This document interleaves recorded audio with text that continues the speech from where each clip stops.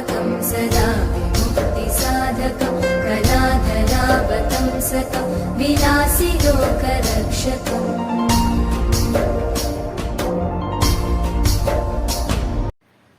Hi, ನಾನು ನಿಮ್ಮ ಕನ್ನಡ ಶಿಕ್ಷಕಿ.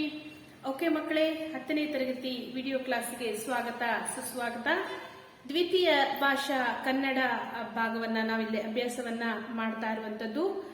7 ಪಾಠಗಳು ನಿಮಗೆ ಈ ವರ್ಷ ಕನ್ನಡದಲ್ಲಿ ಬರ್ತದೆ, ಕನ್ನಡ ಪಾಠದಲ್ಲಿ. ಹಾಗೆ 8 ಪದ್ಯಗಳು ನಿಮಗೆ ಇರುವಂತದ್ದು. ಹಾಗೆ ವ್ಯಾಕರಣ ಭಾಗದಲ್ಲಿ ಕೆಲವು ವಿಚಾರಗಳು ಇರುವಂತದ್ದು. ಈ ವರ್ಷ ನಿಮ್ಮ ಸಿಲೆಬಸ್ಗೆ ಇರುವಂತಹ ಪೋರ್ಷನ್ಸ್.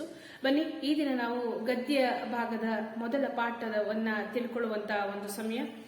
ಇಲ್ಲಿ ನೋಡಬಹುದು ವಿದ್ಯಾರ್ಥಿಗಳೇ, ಗದ್ಯ ಭಾಗ ಅಂದ್ರೆ ಪಾಠ ಭಾಗದ ಮೊದಲ ಪಾಠ ಯಾವುದು ಅಂತಂದ್ರೆ ಒಣ ಮರದ ಗಿಳಿ. ಒಣ ಮರದ ಗಿಳಿ ಅನ್ನೋ ಒಂದು ಪಾಠ ಇದೆ.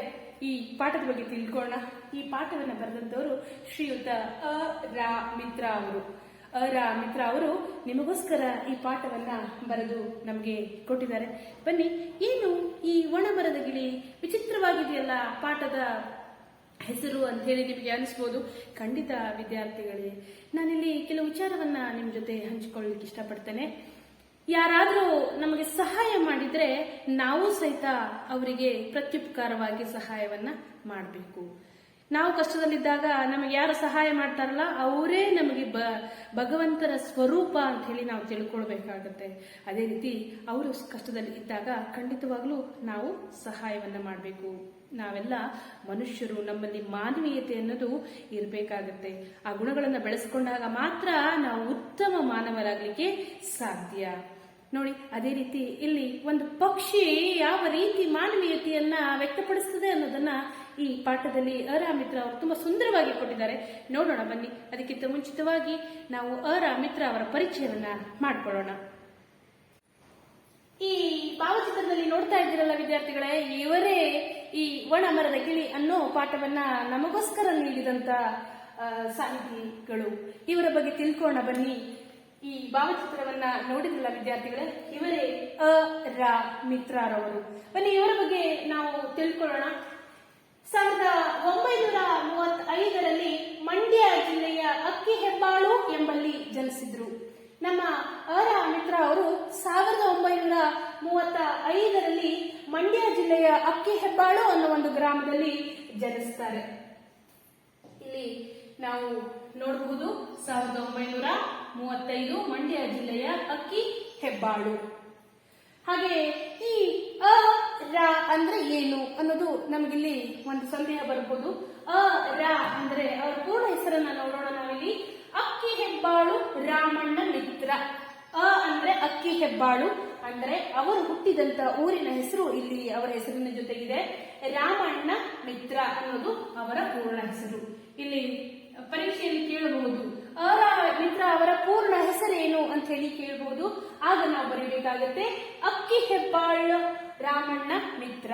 ಅಕ್ಕಿಹೆಬ್ಬಾಳು ರಾಮಣ್ಣ ಮಿತ್ರ ಅಂತ ಹೇಳಿ ಹೇಳ್ಬೇಕಾಗತ್ತೆ. ಹಾಗೆ ಇವರು ಪ್ರೊಫೆಸರ್ ಆಗಿ, ಪ್ರಿನ್ಸಿಪಲರ್ ಆಗಿ ಸಹಿತ ಹಲವು ಕಡೆಗಳಲ್ಲಿ ಕೆಲಸವನ್ನ ನಿರ್ವಹಿಸಿದ್ದಾರೆ ಅನ್ನೋದನ್ನ ನಾವಿಲ್ಲಿ ನೋಡಬಹುದು. ಇನ್ನೊಮ್ಮೆ 1935 ಮಂಡ್ಯ ಜಿಲ್ಲೆಯ ಅಕ್ಕಿಹೆಬ್ಬಾಳಿನಲ್ಲಿ ನಮ್ಮ ಅಕ್ಕಿಹೆಬ್ಬಾಳು ರಾಮಣ್ಣ ಮಿತ್ರ ಅವರು ಜನಿಸ್ತಾರೆ. ಹಾಗೆ ಅನೇಕ ಪ್ರಬಂಧಗಳನ್ನ ಬರೆದಿರುವಂತದ್ದು, ಹಾಗೆ ಅನೇಕ ಕೃತಿಗಳನ್ನು ಸಹಿತ ಈ ಸಾಹಿತ್ಯ ಲೋಕಕ್ಕೆ ಅವರು ನೀಡಿದಂತ ಕೊಡುಗೆಗಳು ಅನ್ನೋದನ್ನು ಹೇಳೋದ್ರೊಳಗೆ ಏನೇ ಸಂದೇಹವೇ ಇಲ್ಲ. ಬನ್ನಿ, ಅಲ್ಲಿ ಅವರು ಬರೆದಿರುವಂತ ಪ್ರಬಂಧವನ್ನು ನೋಡೋಣ. ಆರತಕ್ಷತೆ ಮತ್ತು ಇತರ ಪ್ರಬಂಧಗಳು. ಆರತಕ್ಷತೆ ಮತ್ತು ಇತರ ಪ್ರಬಂಧಗಳು ಅನ್ನೋ ಪ್ರಬಂಧವನ್ನ ನಮ್ಮ ಅಕ್ಕಿಹೆಬ್ಬಾಳು ರಾಮಣ್ಣ ಮಿತ್ರ ಅವರು ನಮಗೋಸ್ಕರ ನೀಡಿರುವಂತದ್ದು. ಅಷ್ಟೇ ಅಲ್ಲದೆ ಚಂದೋಮಿತ್ರ, ಕನ್ನಡ ಮೇಘದೂತ, ಮಹಾಭಾರತದ ಪಾತ್ರ ಸಂಗತಿಗಳು, ವಚನಕಾರರು ಮತ್ತು ಶಬ್ದಕಲ್ಪ, ಒಳನೋಟಗಳು, ಕವಿಗಳ ಬೆನ್ನೇರಿ, ಕೈಲಾಸ, ಬದುಕು ಬರಹ ಇತ್ಯಾದಿ ಅನೇಕ ಕೃತಿಗಳನ್ನು ಸಹಿತ ನಮಗೆ ನೀಡಿರುವಂತದ್ದು. ಇನ್ನೊಮ್ಮೆ ಅವರು ಬರೆದಿರುವಂತಹ ಕೃತಿಗಳ ಬಗ್ಗೆ ತಿಳ್ಕೊಳ್ಳೋದಾದ್ರೆ ಚಂದೋಮಿತ್ರ, ಕನ್ನಡ ಮೇಘದೂತ, ಮಹಾಭಾರತ ಪಾತ್ರ ಸಂಗತಿಗಳು, ವಚನಕಾರರು ಮತ್ತು ಶಬ್ದಕಲ್ಪ, ಒಳನೋಟಗಳು, ಕವಿಗಳ ಬೆನ್ನೇರಿ, ಕೈಲಾಸ, ಬದುಕು ಬರಹ ಈ ರೀತಿ ಅನೇಕ ಕೃತಿಗಳನ್ನ ನಮಗೋಸ್ಕರ ನೀಡಿದ ಬರೆದಿದಂತವರು ಈ ಅರಾ ಮಿತ್ರ ಅವರು. ಹಾಗೆ ಇಷ್ಟೆಲ್ಲ ಕೃತಿಗಳು ಬರೆದಿದ್ದಾರೆ ಅಂತಂದ್ರೆ ಖಂಡಿತ ಅವರಿಗೆ ಸಾಕಷ್ಟು ಪ್ರಶಸ್ತಿಗಳು ಅವರ ಮಡಿಲಿಗೆ ಬಂದಿರುತ್ತದೆ. ಬನ್ನಿ ನೋಡೋಣ ಅವರಿಗೆ ಸಿಕ್ಕಿರುವಂತಹ ಪ್ರಶಸ್ತಿಗಳ ಬಗ್ಗೆ ತಿಳ್ಕೊಳ್ಳೋಣ. ಇವರಿಗೆ ನವರತ್ನ ಪ್ರಶಸ್ತಿ, ವರ್ಧಮಾನ ಪ್ರಶಸ್ತಿ, ಕಾವ್ಯಾನಂದ ಪುರಸ್ಕಾರ, ಗೋರೂರು ಸಾಹಿತ್ಯ ಪ್ರಶಸ್ತಿ, ಧರ್ಮಶ್ರೀ ನಗೆರಾಜ ಪ್ರಶಸ್ತಿಗಳು, ಈ ರೀತಿ ಅನೇಕ ಪ್ರಶಸ್ತಿಗಳು ನಮ್ಮ ಅರಾ ಮಿತ್ರ ಅವರ ಪಾಲಿಗೆ ಬಂದಿರುವಂತದ್ದು.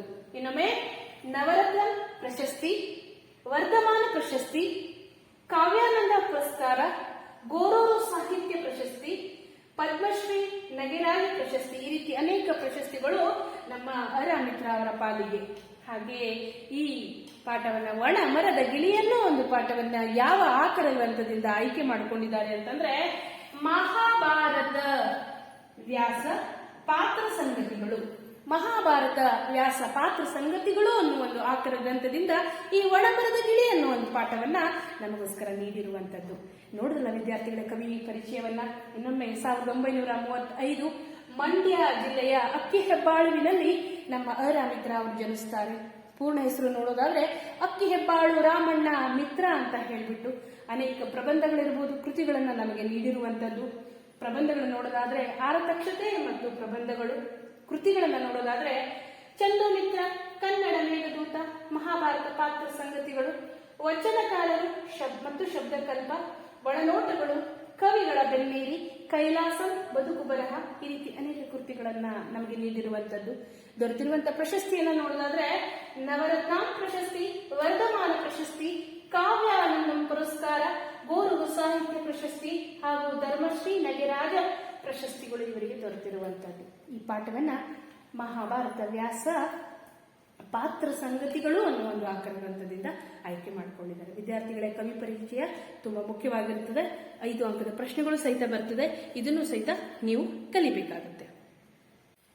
ಈಗ ನಾವು ಹೊಸ ಪದಗಳ ಅರ್ಥದ ಕಡೆಗೆ ಬರೋಣ. ವಿದ್ಯಾರ್ಥಿಗಳೇ, ಹೊಸ ಪದದ ಅರ್ಥ ಕಲಿಯುವುದು ತುಂಬಾ ಮುಖ್ಯ. ಯಾಕಂದ್ರೆ ಪಾಠ ನಮಗೆ ಸರಿಯಾಗಿ ಅರ್ಥ ಆಗಬೇಕು, ಹಾಗೆ ನೆನಪಿನಲ್ಲಿ ಇರಬೇಕು ಅಂತಂದ್ರೆ ನಾವು ಹೊಸ ಪದಗಳ ಅರ್ಥವನ್ನ ತಿಳ್ಕೋಬೇಕಾಗತ್ತೆ. ಹಾಗೆ ನಮ್ಮ ಶಬ್ದ ಭಂಡಾರವನ್ನು ಸಹಿತ ನಾವು ಹೆಚ್ಚಿಸ್ಕೋಬೇಕಾಗತ್ತೆ. ನೋಡೋಣ ಬನ್ನಿ, ಹೊಸ ಪದಗಳು ಯಾವುದು, ಅದರ ಅರ್ಥ ಸಹಿತವಾಗಿ. ಪದಗಳ ಅರ್ಥ ಆಶ್ಚರ್ಯ. ಆಶ್ಚರ್ಯ ಅಂತಂದ್ರೆ ಅಚ್ಚರಿ, ಇದು ತತ್ಸಮ ತದ್ಭವೂ ಸಹಿತ ಆಗುತ್ತೆ. ಅದೇ ರೀತಿ ಕಳಕಳಿಸು ಅಂತ ಇದೆ. ಕಳಕಳಿಸು ಅಂತಂದ್ರೆ ಮನೋಹರ, ಪ್ರಕಾಶಿಸು, ಹೊಳೆ ಅನ್ನೋ ಅರ್ಥ. ಕಳಕಳಿ ಅಂತರ ಹೇಳ್ತಾರಲ್ಲ, ಆ ರೀತಿಯಾಗಿ. ಗಳಿಗೆ, ಗಳಿಗೆ ಅಂತಂದ್ರೆ 24 ನಿಮಿಷಗಳನ್ನ ನಾವು ಗಳಿಗೆ ಅಂತ ಹೇಳಿ ಕರೀತೇವೆ. ಹಾಗೆ ದುರ್ಬರ, ದುರ್ಬರ ಅಂತಂದ್ರೆ ಧರಿಸಲಾಗದು, ಹೊರಲಾಗದಂಥದ್ದು ಅನ್ನೋ ಅರ್ಥವನ್ನ ಕೊಡುತ್ತೆ. ನಂಜು, ನಂಜು ಅಂತಂದ್ರೆ ವಿಷ, ನಂಜು ಅಂದ್ರೆ ವಿಷ. ಪೊಟರೆ, ಪೊಟರೆ ಅಂತಂದ್ರೆ ಮರದೊಳಗಣ ಟೊಳ್ಳಾದ ಭಾಗ. ಮರದಲ್ಲಿ ಕೆಲವು ಸಲ ಹೋಲು ಬಿದ್ದಿರ್ತದೆ, ಆ ಟೊಳ್ಳಾದ ಭಾಗ, ಅದನ್ನ ನಾವು ಪೊಟರೆ ಅಂತ ಹೇಳಿ ಕರಿತೇವೆ.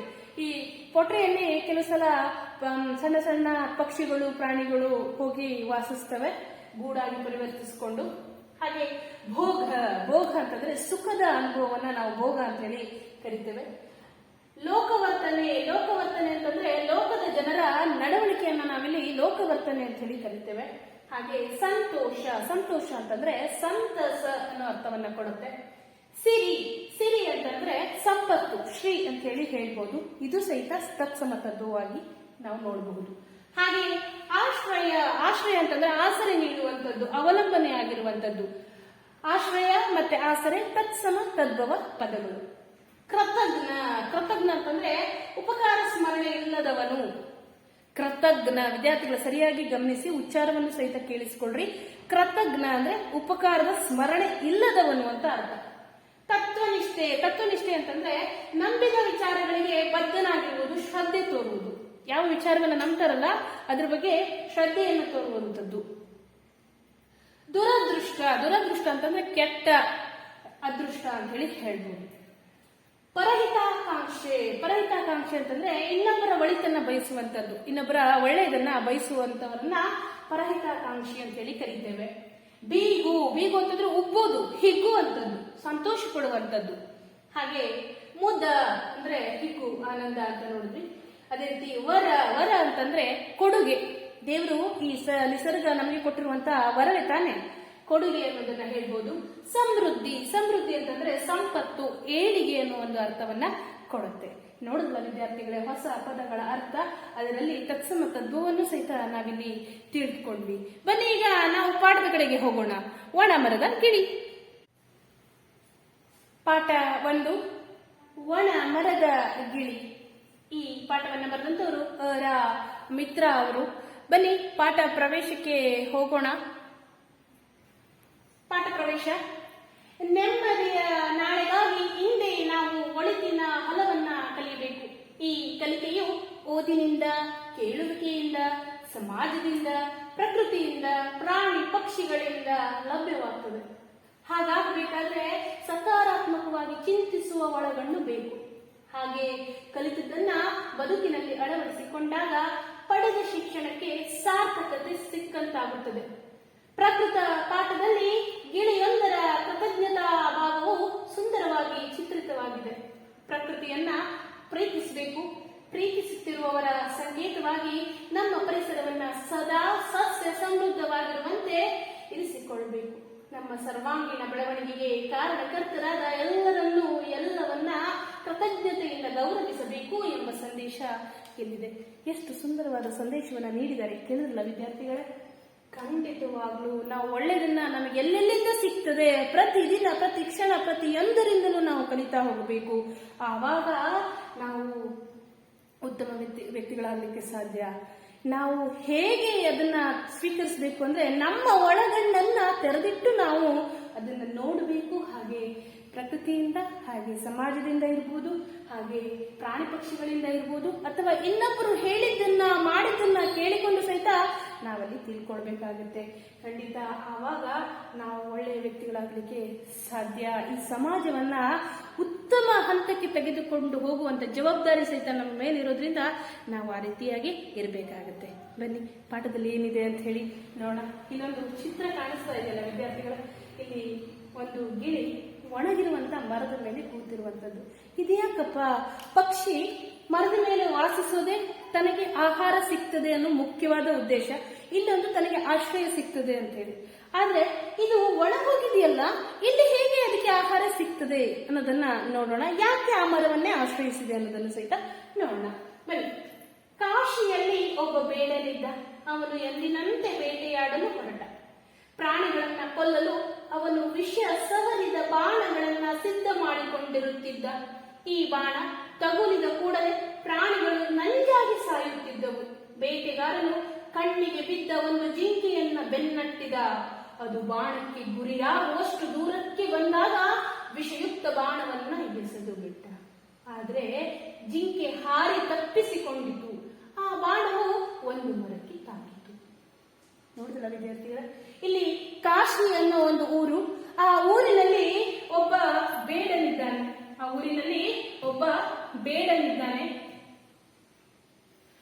ಅವನ ಕೆಲಸ ಏನು? ಬೇಟೆ ಆಡೋದು. ಪ್ರತಿದಿನ ಅವನು ಬೇಟೆಯನ್ನ ಆಡ್ತಿದ್ದ. ಯಾವದನ್ನ ಬೇಟೆ ಆಡ್ತಿದ್ದ ಅಂತಂದ್ರೆ ಪ್ರಾಣಿಗಳನ್ನ ಕೊಲ್ಲೋದು. ಹೇಗೆ ಅಂತಂದ್ರೆ ವಿಷ ಸವರಿದ ಬಾಣ. ಅವನ ಹತ್ರ ಬಿಲ್ಲು ಬಾಣ ಇತ್ತು. ಪ್ರತಿದಿನ ಅವನೇನ್ ಮಾಡ್ತಿದ್ದ? ಬಾಣದ ತುದಿಗೆ ವಿಷವನ್ನ ಸವರಿಕೊಂಡು ಹೋಗ್ತಾ ಇದ್ದ. ಆ ಬಾಣವನ್ನ ಪ್ರಾಣಿಗಳಿಗೆ ಗುರಿಯಿಟ್ಟು ಹೊಡೆದಾಗ ಆ ಪ್ರಾಣಿಗಳು ಸಾಯ್ತಾ ಇದ್ವು. ಅದರಿಂದ ಅವನು ತನ್ನ ಜೀವನವನ್ನ ನಡೆಸ್ತಾ ಇದ್ದ. ಇಲ್ಲಿ ಆ ಬಾಣ ತಾಗಿದ ಕೂಡಲೇ ಪ್ರಾಣಿಗಳಿಗೆ ವಿಷ ಏರ್ತಿತ್ತಂತೆ. ನಂಜು ಅಂದ್ರೆ ವಿಷ ಏರ್ತಿತ್ತು. ಪ್ರಾಣಿ ಅಲ್ಲೇ ಬಿದ್ದು ಹೋಗ್ತಿತ್ತು. ಈ ದಿನವೂ ಸಹಿತ ಪ್ರತಿದಿನದಂತೆ ಬೇಟೆಯಾಡಲಿಕ್ಕೆ ನಮ್ಮ ಈ ಕಾಶಿಯ ಬೇಟೆಗಾರ ಹೋಗಿದ್ದಾನೆ. ಅವನ ಕಣ್ಣಿಗೆ ಒಂದು ಜಿಂಕೆ ಕಾಣಿಸಿದೆ. ಈ ಜಿಂಕೆಯ ಬೆನ್ನಟ್ಟಿ ಹೋಗ್ತಾ ಇದ್ದಾನೆ. ಇನ್ನೇನು ಸಮೀಪದಲ್ಲಿದೆ ಜಿಂಕೆ ಅನ್ನುವಷ್ಟೊತ್ತಿಗೆ ತನ್ನತ್ರ ಇದ್ದಂತ ವಿಷಯುಕ್ತ ಬಾಣವನ್ನ ಅದಕ್ಕೆ ಗುರಿ ಇಟ್ಟು ಹೊಡಿತಾನೆ. ಹೊಡೆದಾಗ ಕ್ಷಣ ಮಾತ್ರದಲ್ಲಿ ಆ ಜಿಂಕೆ ತಪ್ಪಿಸಿಕೊಂಡು ಹೋಗ್ಬಿಡ್ತದೆ. ಆದ್ರೆ ಆ ಬಾಣ ಮಾತ್ರ ಅಲ್ಲೇ ಇದ್ದಂತ ಒಂದು ಮರಕ್ಕೆ ತಾಗುತ್ತೆ. ಎಂತ ಬಾಣ ವಿದ್ಯಾರ್ಥಿಗಳೇ? ವಿಷಯುಕ್ತ ಬಾಣ. ಯಾರು ಬೀಸಿರೋದು?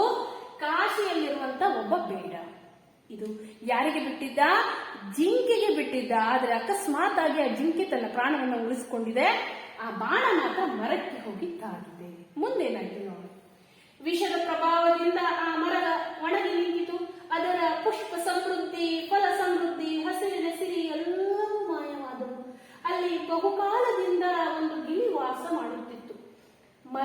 ಒಣಗಿ ನಿಂತರೂ ಗಿಳಿ ಆ ಮರದ ಪೊಟರೆಯನ್ನು ಬಿಟ್ಟು ಹೋಗಲಿಲ್ಲ.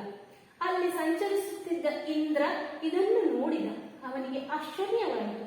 ಗಿಳಿಯನ್ನ ಕರೆದು, ಇಂಥ ಒಣಮರದಲ್ಲಿ ಏಕೆ ವಾಸ ಮಾಡುತ್ತಿದ್ದೀಯಾ ಎಂದು ಕೇಳಿದ.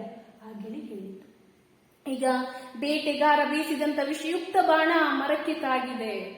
ಅವತ್ತಿನ ತನಕ ಆ ಮರ ಫಲ, ಪುಷ್ಪ, ಹಣ್ಣು, ಹೂವು, ಎಲೆಗಳಿಂದ ತುಂಬಿ ಹೋಗಿತ್ತು. ಆದ್ರೆ ಆ ವಿಷಯುಕ್ತ ಬಾಣ ಈಗ ತಾಗಿದ ತಕ್ಷಣ ಕ್ರಮೇಣ ದಿನದಿಂದ ದಿನಕ್ಕೆ ಆ ಮರ ಏನಾಗ್ತಾ ಇದೆ, ಒಣಗ್ತಾ ಇದೆ. ತನ್ನ ಎಲೆ, ಹೂವು, ಹಣ್ಣುಗಳನ್ನೆಲ್ಲ ಕಳ್ಕೊಂಡು ಒಣಗಿ ಹೋಗಿದೆ. ಆ ಮರದ ಪೊಟರೆಯಲ್ಲಿ, ಅಂದರೆ ಒಂದು ಸಣ್ಣ ಹೋಲಿನಲ್ಲಿ ಒಂದು ಗಿಳಿ ವಾಸವಾಗಿತ್ತು. ಈಗ ಆ ಗಿಳಿಗೆ ಆ ಮರದಿಂದ ಯಾವುದೇ ಹಣ್ಣಾಗಲಿ ಹೂವಾಗಲಿ ಸಿಗ್ತಾ ಇಲ್ಲ. ಆದರೂ ಸಹಿತ ಆ ಗಿಳಿ ಆ ಪೊಟರೆಯನ್ನು ಬಿಟ್ಟು ಹೋಗಲೇ ಇಲ್ಲ. ಈ ರೀತಿ ಅಲ್ಲೇ ವಾಸವಾಗಿತ್ತು. ಒಂದು ದಿನ ಏನಾಯ್ತು, ಇಂದ್ರದೇವ ಸಂಚಾರ ಮಾಡ್ತಾ ಬರ್ತಾರೆ. ಇಂದ್ರದೇವ ಸಂಚಾರ ಮಾಡ್ತಾ ಮಾಡ್ತಾ ಈ ಒಣಮರದ ಹತ್ರ ಬಂದಾಗ ಆ ಪೊಟರೆಯಲ್ಲಿ ಇರುವಂತ ಗಿಳಿಯನ್ನ ನೋಡ್ತಾರೆ. ಅವರಿಗೊಂದು ಆಶ್ಚರ್ಯ, ಈ ಮರದಲ್ಲಿ ಹಣ್ಣು ಇಲ್ಲ, ಹೂವು ಇಲ್ಲ, ಆದ್ರೆ ಈ ಪಕ್ಷಿ ಮಾತ್ರ ಯಾಕೆ ಈ ಒಣಮರದಲ್ಲಿ ಆಶ್ರಯವನ್ನ ಪಡೆದಿದೆ ಅನ್ನೋದು ನಮ್ಮ ಇಂದ್ರನ ಒಂದು ಯೋಚನೆ. ಅವ್ರೇನ್ ಮಾಡ್ತಾ ಇದ್ದಾರೆ, ಈಗ ಇಂದ್ರ ಆ ಗಿಳಿ ಹತ್ರ ಬರ್ತಾರೆ. ಗಿಳಿ ಹತ್ರ ಬಂದು ಪ್ರಶ್ನೆಯನ್ನ ಕೇಳ್ತಾ ಇದ್ದಾರೆ. ಏನಂತ ಹೇಳಿ, ಇಲ್ಲಿ ನೀನ್ ಯಾಕೆ ಈ ಒಣಮರದಲ್ಲಿ ಇದೆಯಾ ಅಂತ ಹೇಳಿ ಪ್ರಶ್ನೆಯನ್ನ ಕೇಳ್ತಾರೆ. ಆಗ ಆ ಗಿಳಿ ಉತ್ತರವನ್ನ ನೀಡುತ್ತೆ. ನೋಡೋಣ ಬನ್ನಿ. ಹಲವಾರು ವರ್ಷದಿಂದ ಈ ಮರ ನನಗೆ ಆಶ್ರಯ ಕೊಟ್ಟಿದೆ, ಹಣ್ಣು ಕೊಟ್ಟದೆ, ಹಸಿರು ಬಣ್ಣದಿಂದ ಮನಸ್ಸಿಗೆ ಮುದ ನೀಡಿದೆ, ನೆರಳು ನೀಡಿದೆ. ಆದರೆ ಈಗ ದುರದೃಷ್ಟದಿಂದ ಅದನ್ನ ರೋಗ ಬಡತನಗಳು ಕಿತ್ತು ತಿನ್ನುತ್ತಿವೆ. ಇಲ್ಲಿ ನೋಡ್ರಿ, ಯಾಕೆ ಈ ಗಿಳಿ ಆ ಒಣಗಿರುವಂತ ಮರದಲ್ಲೇ ಇದೆ ಅನ್ನೋದನ್ನ ಇಂದ್ರನಿಗೆ ತಿಳಿಸ್ತಾ ಇದೆ. ತುಂಬಾ ವರ್ಷದಿಂದ ಆ ಗಿಳಿ, ಚಿಕ್ಕಂದಿನಿಂದಲೂ ಆ ಗಿಳಿ ಅದೇ ಮರದಲ್ಲಿ ವಾಸಿಸ್ತಾ ಇದೆಯಂತೆ. ಹಾಗೆ ಆ ಮರದಿಂದ ಅದು ಹಣ್ಣನ್ನು ಸಾಕಷ್ಟು ತಿಂದು ಬೆಳೆದಿದೆ. ಅಷ್ಟೇ ಅಲ್ಲ, ಆ ಮರದಲ್ಲಿ ಹಸಿರು ಎಲೆಗಳಿದ್ವಲ್ಲ, ಇದರಿಂದ ಆ ಹಕ್ಕಿ ತುಂಬಾ ಖುಷಿಯಾಗೂ ಸಹಿತ ಇತ್ತಂತೆ ಅದನ್ನ ನೋಡ್ಕೊಂಡು. ಅಷ್ಟೇ ಅಲ್ಲ, ನೆರಳು ಸಹಿತ ಅದಕ್ಕೆ ನೀಡಿದೆಯಂತೆ. ಈಗ ಏನಾಗಿದೆ, ದುರದೃಷ್ಟ, ಯಾವುದೋ ಒಂದು ಕೆಟ್ಟ ಗಳಿಗೆಯಿಂದ ಈ ಮರಕ್ಕೆ ತೊಂದರೆ ಆಗಿದೆ. ಈ ಮರಕ್ಕೆ ಏನಾಗಿದೆ, ತೊಂದರೆ ಆಗಿದೆ ಅಂತ ಹೇಳಿ ರೋಗ ಬಂದಿದೆ, ಬಡತನದ ತಿಂತಾ ಇದೆ ಅಂತ ಹೇಳಿ ಹೇಳ್ತಾ ಇದೆ. ಹಾಗಿದ್ದು ಈ ಸ್ಥಿತಿಯಲ್ಲಿ ನಾನು ಈ ತರ ಇದ್ದಾಗ ನಾನು ಈ ಮರವನ್ನು ಬಿಟ್ಟು ಹೋಗ್ಬೇಕಾ ಅಂತ ಹೇಳಿ ಹೇಳ್ತಾ ಇದ್ದೆ. ಅದನ್ನು ಕೈ ಬಿಟ್ಟು ಬೇರೆ ಕಡೆ ಹೋಗಿ ಆ ಮರಕ್ಕೆ ಕೃತಜ್ಞನಾಗಲಿ, ನಾನು ಎಲ್ಲೋ ಹೋಗಿ ಆಹಾರವನ್ನು ಸಂಪಾದಿಸಿಕೊಂಡು ಬರ್ತೇನೆ, ಆದರೆ ವಾಸ ಮಾತ್ರ ಇಲ್ಲೇ. ಸುಖ ಸಂಪತ್ತಿನ ಕಾಲದಲ್ಲಿ ಜೊತೆಗಿದ್ದವರು ದುರ್ಬಲ ಗಳಿಗೆಯಲ್ಲಿ ಕೂಡ ಅವರ ಜೊತೆಗೆ ಇದ್ದು ಉಪಕಾರ ಸ್ಮರಣೆ ಮಾಡಬೇಕು. ಅದಕ್ಕೂ ಒಳ್ಳೆಯ ದಿನ ಬರಲಿ ಎಂದು ಹಾರೈಸಬೇಕು. ಒಂದು ಕಾಲದಲ್ಲಿ ಹಣ್ಣು ನೀಡಿದೆ, ಮನಸ್ಸಿಗೆ ಮುದ ನೀಡಿದೆ, ಹಸಿರಿನಿಂದ ನೆರಳನ್ನ ನೀಡಿದೆ, ಆಶ್ರಯವನ್ನ ನೀಡಿದೆ. ಆದ್ರೆ ಈಗೇನಾಗಿದೆ, ಆ ಮರಕ್ಕೆ ಏನೋ ಒಂದು ರೋಗ, ಬಡತನ ಕಿತ್ತು ತಿಂತಾ ಇದೆ. ಅಂದ ಮಾತ್ರಕ್ಕೆ ನಾನು ಹಿಂದೆ ನನಗೆ ಮಾಡಿದಂತ ಸಹಾಯವನ್ನು ಮರಿಬೇಕಾ? ನಾನು ಕೃತಜ್ಞನಾಗ್ಬೇಕಾ? ನನ್ನ ಅನುಕೂಲಕ್ಕೆ ನಾನು ಬೇರೆ ಕಡೆ ಹೋಗ್ಬೇಕಾ? ಇಲ್ಲ, ನಾನು ಇದೇ ಮರದಲ್ಲಿ ವಾಸಿಸ್ತೇನೆ. ನಾನು ಅದರ ಉಪಕಾರವನ್ನ ಮರೆಯುವುದಿಲ್ಲ. ಆಹಾರಕ್ಕೆ ನಾನು ಬೇರೆ ಮರವನ್ನು ಅವಲಂಬಿಸ್ತೇನೆ. ಆದ್ರೆ ಗಿಳಿ ಹೇಳ್ತಾ ಇದೆ, ನಾನು ಇಲ್ಲೇ ಇರೋದು. ಒಂದು ಕಾಲದಲ್ಲಿ ನನಗೆ ಅನುಕೂಲ ಮಾಡಿಕೊಟ್ಟಂತ ಮರ, ನಾನು ಉಪಕಾರ ಸ್ಮರಣೆಯನ್ನು ಸ್ಮರಿಸ್ತೇನೆ ಅಂತ ಹೇಳಿ ಹೇಳ್ತಾ ಇದೆ. ನೋಡ್ರಿ, ಎಷ್ಟು ಪುಟ್ಟ ಗಿಳಿ, ಅದರ ಮನಸ್ಸಿನ ಭಾವನೆ ನೋಡ್ರಿ ಎಷ್ಟು ಚಂದ ಇದೆ. ಕಷ್ಟದಲ್ಲಿದ್ದಾಗ ಬಿಟ್ಟು ಓಡೋದಲ್ಲ, ಆ ಸಮಯದಲ್ಲಿ ನಾವು ಅವರ ಜೊತೆಗಿರಬೇಕು. ಅದು ಮನುಷ್ಯತ್ವ, ಅದು ಮಾನವೀಯತೆ. ಆ ಚಿಕ್ಕ ಗಿಳಿ ಇಂದ್ರನಿಗೆ ಯಾಕೆ ತಾನು ಇದ್ದೀನಿ ಅನ್ನೋದನ್ನ ಹೇಳ್ತಾ ಇದೆ. ಅಷ್ಟೇ ಅಲ್ಲ, ಮರಕ್ಕೂ ಸಹಿತ ಹಾರೈಸ್ತಾ ಇದೆ. ಒಂದಲ್ಲ ಒಂದಿನ ಈ ಮರ ಚೆನ್ನಾಗಾಗ್ತದೆ ಅಂತ ಹೇಳ್ಬಿಟ್ಟು. ಬನ್ನಿ ನೋಡೋಣ. ಇಂದ್ರನಿಗೆ ತುಂಬಾ ಸಂತೋಷವಾಯಿತು. ಗಿಳಿಯ ನಡತೆ ಕೂಡ ಲೋಕವರ್ತನೆಗೆ ವಿರುದ್ಧವಾಗಿದೆ ಎಂದುಕೊಂಡ. ಆ ಗಿಳಿಯ ತತ್ವನಿಷ್ಠೆಯನ್ನ ಮೆಚ್ಚಿಕೊಂಡ. ಮನುಷ್ಯನ ಬದುಕಿಗೆ ಈ ಸೂತ್ರ ಮಾದರಿಯಾಗಬಲ್ಲದು ಎಂದುಕೊಂಡ. ಹೀಗೆ ಪರಹಿತಾಕಾಂಕ್ಷಿಯಾಗಿರುವ ಗಿಳಿರಾಯನಿಗೆ ಏನಾದರೂ ವರವನ್ನ ಕೊಡಬೇಕು ಎಂದು ತೀರ್ಮಾನಿಸಿದ. ಅದರ ಶ್ರದ್ಧೆಯನ್ನ ಮೆಚ್ಚಿ ಏನಾದರೂ ವರವನ್ನ ಕೇಳು, ಕೊಡುತ್ತೇನೆ ಎಂದ. ಅದು ಎಂತ ಜನ್ಮ ಬಯಸಿದ್ರು, ಎಂತ ಭೋಗವನ್ನು ಬಯಸಿದ್ರು ಕೊಡಲು ಅವನು ಸಿದ್ಧನಾಗಿದ್ದ. ಆದ್ರೆ ಆ ಗಿಳಿ ಕೇಳಿದ್ದು ಏನ್ ಗೊತ್ತೇ? ಈಗ ಗಿಳಿಯ ಮಾತನ್ನ ಕೇಳಿ ನಮ್ಮ ಇಂದ್ರದೇವನಿಗೆ ತುಂಬಾ ಸಂತೋಷವಾಯಿತು. ಈ ಪ್ರಪಂಚದಲ್ಲಿ ಇಂಥ ಒಳ್ಳೆಯ ಪಕ್ಷಿಯು ಇದೆಯಾ, ಈ ಮನುಷ್ಯನು ಈ ರೀತಿ ಒಳ್ಳೆಯ ರೀತಿ ಗುಣವನ್ನ ಬೆಳೆಸ್ಕೊಂಡ್ರೆ ಖಂಡಿತ ಈ ಲೋಕ ಉದ್ಧಾರವಾಗ್ತದೆ ಅಂತ ಹೇಳಿ ಅನ್ಕೊಳ್ತಾನೆ. ಹಾಗೆ ಈ ಗಿರಿರಾಯ ಏನ್ ಹೇಳ್ತಾನೆ, ಅವನ ಮಾತನ್ನ ಕೇಳಿ ಎಂತ ವರ ಬೇಕಾದ್ರೂ ಕೇಳು, ನಾನು ನನಗೆ ಕರುಣಿಸ್ತೇನೆ ಅಂತ ಹೇಳಿ ಕೇಳಿದಾಗ, ಯಾವ ರೀತಿ ಜನ್ಮ ಬೇಕು ಕೇಳು ಗಿರಿರಾಯ, ಯಾವ ರೀತಿ ಭೋಗ ಭಾಗ್ಯಗಳು ಬೇಕು ಕೇಳು ಗಿರಿರಾಯ, ನನಗೆ ಕೊಡ್ಲಿಕ್ಕೆ ಸಿದ್ಧನಾಗಿದ್ದೇನೆ ಅಂತ ಹೇಳಿ ಇಂದ್ರದೇವ ಹೇಳ್ತಾ ಇದ್ದಾನೆ. ಅದಕ್ಕೆ ನಮ್ಮ ಗಿರಿರಾಯ ಕೇಳಿದಂತ ವರ ಏನು ಗೊತ್ತಾ? ಬನ್ನಿ ನೋಡೋಣ. ದೇವರಾಜ, ವರವನ್ನು ಕೊಡುವ ಇಚ್ಛೆ ಇದ್ದರೆ ಈ ಮರಕ್ಕೆ ಮೊದಲಿನಂತೆ ಹಸಿರಿನಿಂದ ನಳನಳಿಸುವ ಫಲ ಪುಷ್ಪ ಭಾರದಿಂದ ಬೀಗುವ ನೆರಳು ಕೊಡುವ ವರವನ್ನು ದಯಪಾಲಿಸು. ಅದರ ಈಗಿನ ಅವಸ್ಥೆಯನ್ನು ನಾನು ನೋಡಲಾರೆ. ನೋಡ್ರಿ, ಈ ರೀತಿ ಕೇಳಿದ್ರೆ ನಮಗೋಸ್ಕರ ನಾವು ಕೇಳ್ತಿದ್ವೋ ಏನೋ, ಆದ್ರೆ ನೋಡಿ ನಮ್ಮ ಗಿಳಿರಾಯ ಹೇಗೆ ಕೇಳ್ತಾ ಇದ್ದಾನೆ. ಈಗ ಇಂದ್ರ ನಮ್ಮ ಗಿಳಿಯ ಮಾತನ್ನ ಕೇಳಿ ಫುಲ್ ಸಂತೃಪ್ತನಾಗಿದ್ದಾನೆ. ಏನ್ ಬೇಕಾದ್ರೂ ಕೇಳ್ಬೋದಿತ್ತು, ಆದ್ರೆ ನಮ್ಮ ಗಿರಿರಾಯ ಕೇಳ್ತಾ ಇರೋದು ನೋಡ್ರಿ, ದೇವರಾಜ. ದೇವರಾಜ ಅಂತಂದ್ರೆ ಇಂದ್ರ ದೇವನಿಗೆ ಹೇಳ್ತಾ ಇರುವಂತದ್ದು. ನಿಂಗೇನಾದ್ರೂ ವರ ಕೊಡೋ ಇಷ್ಟ ಇದ್ರೆ ಈ ಮರಕ್ಕೆ ಮೊದಲಿನಂತೆ ಹಸಿರಿನಿಂದ ನಳನಳಿಸುವ ಫಲಪುಷ್ಪ ಭಾರದಿಂದ ಬೀಗುವ ನೆರಳು ಕೊಡುವ ಮರವನ್ನ ದಯಪಾಲಿಸು. ನಿನಗೇನಾದ್ರೂ ವರ ಕೊಡೋ ಇಷ್ಟ ಇದ್ರೆ ಮರ ಮೊದಲು ಹೇಗಿತ್ತಲ್ಲ, ಹಣ್ಣು ಹಂಪಲು ಹಸಿರಿನಿಂದ ಕಂಗೊಳಿಸ್ತಾ ಇತ್ತಲ್ಲ, ಆ ರೀತಿ ಮಾಡು. ನೀ ಕೊಡೋದಿದ್ರೆ ಈ ವರ ಕೊಡು. ನಂಗೆ ಈ ಮರದ ಪರಿಸ್ಥಿತಿ ನೋಡಕ್ ಆಗ್ತಾ ಇಲ್ಲ, ಒಣಗಿ ಹೋಗಿದೆ.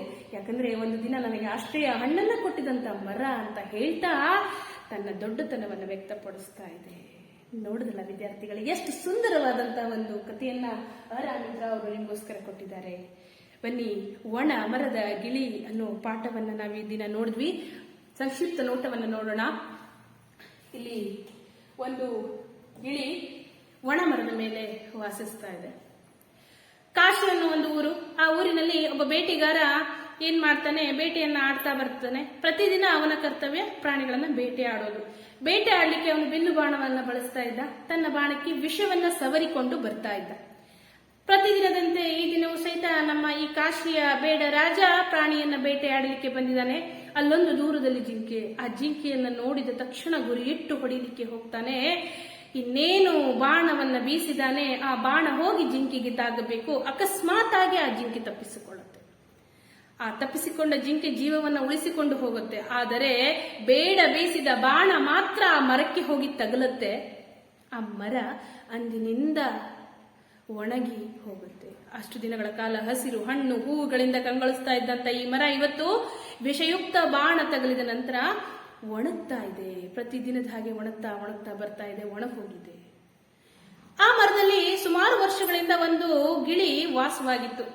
ಈ ಮರ ಒಣಗೋಗಿದೆ. ಈ ಮರದಿಂದ ಹಣ್ಣು ತಿಂದಿದೆ, ನೆರಳನ್ನ ತಗೊಂಡಿದೆ, ಆಶ್ರಯವನ್ನ ಪಡೆದಿದೆ. ಆ ಒಂದು ಮಾನವೀಯತೆಯಿಂದ ಆ ಹಕ್ಕಿ ಅಲ್ಲೇ ಇದೆ. ಒಣ ಮರವನ್ನು ಬಿಟ್ಟು ಹೋಗ್ತಾ ಇಲ್ಲ. ತನ್ನ ಆಹಾರ ಬೇರೆ ಮರಕ್ಕೆ ಹೋಗಿ ತಗೊಂಡ್ಕೊಂಡು ಬಂದು ಮತ್ತೆ ಆಶ್ರಯವನ್ನ ಅಲ್ಲೇ ಪಡಿತಾ ಇದೆ. ಇದೇ ದಾರಿಯಲ್ಲಿ ಬಂದಂತ ದೇವರಾಜ ಅಥವಾ ಇಂದ್ರದೇವ ಆ ಪಕ್ಷಿಯನ್ನ ನೋಡ್ತಾನೆ. ಯಾಕಪ್ಪ ನೀನು ಈ ಒಣಮರದಲ್ಲಿ ಇದ್ದೀಯಾ ಅಂತ ಕೇಳಿದಾಗ, ಒಂದು ದಿನ ನನಗೆ ಹಣ್ಣು ಹಂಪಲು ಆಶ್ರಯ ನೆರಳನ್ನು ನೀಡಿದಂತ ಮರ ಈಗ ರೋಗ ಬಂದಿದೆ ಅಂತ ಹೇಳಿ ನಾನು ಬಿಟ್ಟು ಹೋಗೋದು ಸರಿಯಾ? ಆ ಉಪಕಾರ ಸ್ಮರಣೆ ನನ್ನಲ್ಲಿ ಇರಬೇಕಾಗ್ತದೆ ಅನ್ನೋ ದೊಡ್ಡ ಗುಣವನ್ನ ಹೇಳುತ್ತೆ. ಇದನ್ನ ಕೇಳಿದಂತ ನಮ್ಮ ಇಂದ್ರನಿಗೆ ಈ ಭೂಮಿ ಮೇಲಿರುವಂತ ಮನುಷ್ಯರು ಸಹಿತ ಈ ರೀತಿ ಗುಣವನ್ನೇ ಅಳವಡಿಸ್ಕೊಂಡ್ರೆ ಈ ಪ್ರಪಂಚ ಚೆನ್ನಾಗಿರ್ತದೆ ಅಂತ ಹೇಳ್ತಾ ಸಂತೋಷದಿಂದ ಗಿಳಿಗೆ ಕೇಳ್ತಾರೆ, ಕೇಳು ವರವನ್ನ, ಏನು ಬೇಕಾದ್ರೂ ಕೊಡ್ತೇನೆ ನಿನಗೆ ಅಂತ ಹೇಳ್ತಾರೆ. ಆಗ ಗಿಳಿ ಕೇಳುವಂತ ವರ ಏನು ಗೊತ್ತೇ? ಈ ಮರ ಮೊದಲಿನ ರೀತಿಯೇ ಹಸಿರು ಹೂವು ಹಣ್ಣುಗಳಿಂದ ಕಂಗೊಳಿಸಲಿ ಅನ್ನೋ ವರವನ್ನ ಕೊಡೋದಾದ್ರೆ ಕೊಡು. ನನಗೆ ಈ ಮರದ ಪರಿಸ್ಥಿತಿ ನೋಡ್ಲಿಕ್ಕೆ ಸಾಧ್ಯ ಇಲ್ಲ ಅನ್ನೋ ಒಂದು ಮಾತನ್ನ ಮಾನವೀಯತೆಯನ್ನ ವ್ಯಕ್ತಪಡಿಸುತ್ತೆ. ನೋಡಿದ್ರಲ್ಲ ವಿದ್ಯಾರ್ಥಿಗಳು, ಎಷ್ಟು ಸುಂದರವಾದಂತ ಒಂದು ಪಾಠ ಇದು. ನೀವು ಸಹಿತ ಇದನ್ನ ಅರ್ಥ ಮಾಡ್ಕೊಳ್ಬೇಕು, ಸರಿಯಾಗಿ ಓದ್ಕೋಬೇಕು. ಕನ್ನಡ ನೀವು ಅರ್ಥೈಸಿಕೊಂಡಾಗ ನಿಮಗೆ ತುಂಬಾ ಸರಳವಾಗುತ್ತೆ.